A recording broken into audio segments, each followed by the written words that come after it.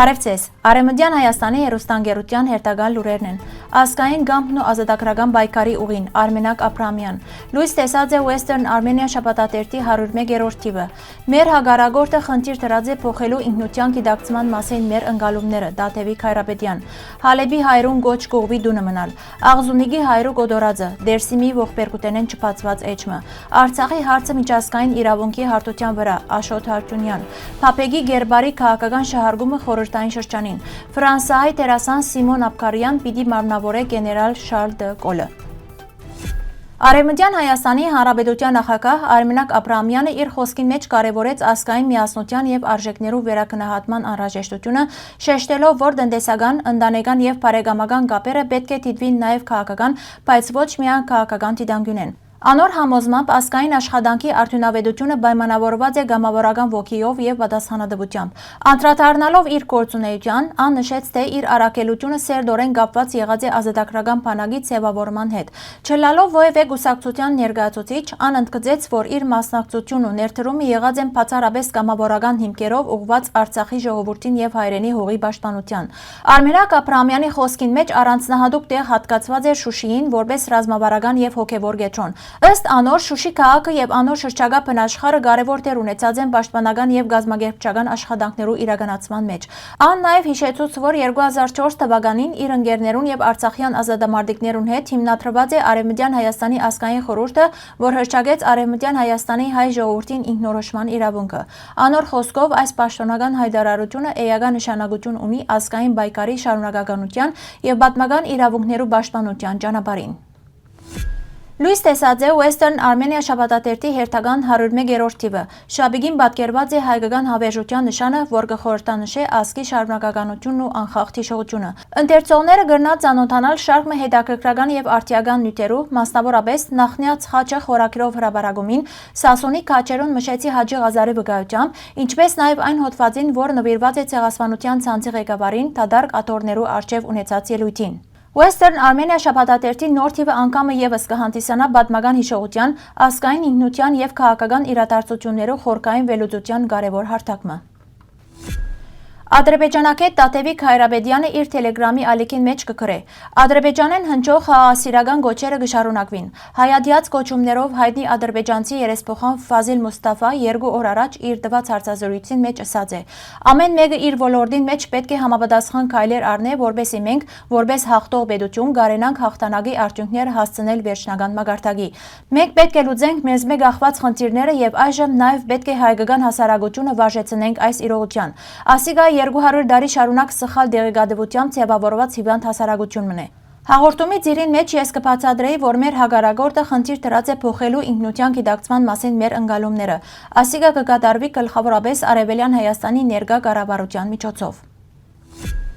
Սուրիահայերու կանցասար բարբերակարը գոչ ուղած է Հալեբի հայրուն փախումներու ընթացքին դունը մնալու։ Հալեբի նահանգապետ Ազամ Էլ-Ղարիբի հայտարարությունը։ Վերջին շրջանին Աշաֆիե եւ Շեխ Մախսուդ թաղամասերուն մեջ Քասադի ուժերուն գոմե արձանագրված կրկնվող խախտումներ են յետք, որոնք աստած են բնակչության անվտանգության վրա, այսօր զարմանքով արձանագրեցինք համադեղ անցագետերեն Քասադի բահակներուն անսպասելի դուրսբերումը առանց նախնական համաձայնեցման։ Այսօր հաջորդեց նշյալ ուժերուն գոմե բնակչության, ներքին անվտանգության ուժերուն, Սուրիո բանակին եւ քաղաքացիական պաշտպանության անձնագազմին ուղղակի թիրախավորումը։ Ուստի խորհուրդ կտանք մեր սիրելի ժողովրդին, հատկապես բախումներու մերձակայքը գտնվողներուն, խուսափիլ մարտական գործողություններու կոդիներուն մոտենալեն ովևէ վտանգ կանխելու համար։ Մինչև մեր հաջորդ հայտարարությունը կխնդրենք խուսափիլ քաղաքին գետրող դանող ճամփաներեն։ Կխնդրենք զերծ մնալ բախումներու մերձակայքին հավաքվելե եւ ամբողջական կերպով համագործակցել ներքին անվտանգության ուժերուն հետ։ Մարտական գործողություններու կոդիներուն մեջ բնակողները պետք է մնան իրենց տուներուն մեջ ապահով սենյակներու մեջ եւ իրենց վտանգի չընթարգեն։ Դեղեկատվությունը ստանալ միայն պաշտոնական եւ վստահելի աղբյուրներ են։ Բոլոր համապատասխան վարչությունները մասնավորապես արտակարգ իրավիճակներու, աղետներու, առողջապահության, ծառայություններու եւ հասարակական հարցերու ոլորտներուն մեջ կգտնվին բարձր պատրաստվածության մեջ ովևէ իրավիճակի արագ արձագանքելու համար։ Կվերահաստատենք, որ պետությունը պիտի չհանդուրժե իր քաղաքացիներուն դեմ ուղղված ովևէ վտանգ եւ պիտի կանխեզայն։ Դերսիմի Հոզատ Քաբարին ենթակա Աղզունի գյուղին մեջ տեղի ունեցած թեփքերը պետության կողմէ իրականացված բռնություններուն փոքր սակայն խոսուն օրինակներուն կպատկանին։ 1938 թվականի օգոստոս 17-ին կատարված զինվորական գործողության ընթացքին Աղզունիքի մեջ սպանված է շուրջ 170 մարդ։ Զոհերուն մարմիններուն հետ միասին ամբողջ գյուղը նաև այրած է։ Այս ողբերգական թեփքերեն դարիներ յետ Աղզունիքցի Հայդար Կանքը 4 թիմում ներկայացուցած է Թուրքիո մեծ ազգային ժողովի նախագահության եւ արդարադատության նախարարության բանջելով պատասխանատվության ենթարկել կատարված հանցագործություններուն մեղավորները։ Թիմումներուն մեջ հստակ կերպով նկարագրված են կոտորածը, խաղաղ բնակչության սպանությունը եւ գյուղին ոչնչացումը։ Խորհրդանշական է այն փաստը, որ վարչապետարանին կողմէ այս թիմումներուն դրված պատասխաններուն մեջ իշխանությունները չգրցան զանոք սուտ որակել։ Այս լրությունը անգամը եւս կհաստատե Դերսիմի մեջ իրականացված բռնություններուն իրական բնույթը։ Աղզունիքի հայրուն ճակատագիրը Դերսիմի պատմության մորցված սակայն կարևոր բաժիններեն մեկն է։ Ան կհիշեցնե, որ պետական բռնությունը ուղղված եղած է ոչ միայն քաղաքական ընդդիմախոսներուն, այլև ազգային եւ կրոնական փոքրամասնություններուն։ Այս իրողություններու բարձրացումը կարևոր քայլ մնե պատմական արդարության եւ հիշողության վերականգնման ճանապարհին։ Միջազգային հարաբերություններու եւ իրավունքի պատմությունը ցույց կտա, որ անկախություն հասկացությունը ինքնին գոյություն չունի, եթե ան չի փխիր միջազգային իրավունքի հիմնարար սկզբունքներեն, ժողովուրդներու ինքնորոշում են, դարածքային իրավահաջորդություն են եւ բռնազավթում են ազատագրում են։ Բալտիկյան պետություններու Քուեթի, Արևմտյան Սահարայի, Պաղեստինի, Տիբեթի եւ Սինթիանի օրինակները վկայություն են, որ զավթումը օրինական ինքնիշխանություն չստեղծեր։ Իսկ երկարադեպ վերահսկողությունը չի չեղարկեր պատմական եւ իրավական իրավունքները։ Բռնակրաված տարածքներու բարակային խոսքը նոր անկախության մասին չէ, այլ ազատագրումի եւ իրավահաջորդության վերականգնման։ Այս համատեքստին մեջ Արցախի անկախություն հռչակելը կամ վերականգնելը ոչ միայն իրավականորեն սխալ է, այլև քաղաքականապես վտանգավոր։ Արցախի հարցը միջազգային իրավունքի դեսանգյունեն կմնա բռնազավթված բնիկ հայկական տարածքի ազատագրումի եւ վերամիավորման խնդիր։ 1989 թվականի դեկտեմբեր 1-ի համատեղ որոշումը Սևրի դաշնակիրն ու բռնակրավումներ չճանչնալու միջազգային գործելակերպը կգազմեն այն իրավաքաղաքական հիմքը, որուն վրա կարելի է կառուցել հաղթական ռազմավարություն։ Այս ուղղությամբ հետևողական աշխատանք կկատարե Արևմտյան Հայաստանի նախագահ Արմենակ Աբրահամյանը, հիմնված ոչ թե հռետորաբանության, այլ միջազգային իրավունքի լեզվով ձևակերպված պայքարի վրա։ Ան Արցախի հարցը ներկայացուցած է որպես իրավական պահանջ, ոչ թե քաղաքական զիջումներու խնդիր, շեշտելով իրավահաջորդ պետականության եւ պատմական ճշմարտության առաջնահերթությունը։ Արցախի աբական չի կրնար կառուցվել բادرանկային անկախություններու վրա։ Այն կրնա իրականություն դառնալ միայն միջազգային իրավունքի, պատմական իրավունքի եւ հետեւողական քաղաքական կամքի համադրմամբ։